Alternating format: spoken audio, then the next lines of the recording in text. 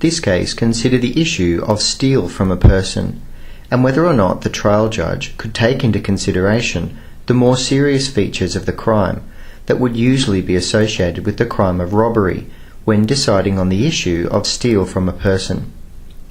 In this case, a man was convicted of stealing from a person after he had approached a man on the street, took his wallet, his key card, and obtained the PIN number of the card. He had told the man if he didn't follow him, he would be in trouble.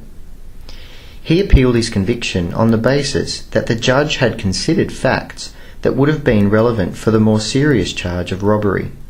and therefore the assessment of his charge of stealing from a person was viewed with prejudice. He argued that the more serious crime of robbery required him to put his victim in fear.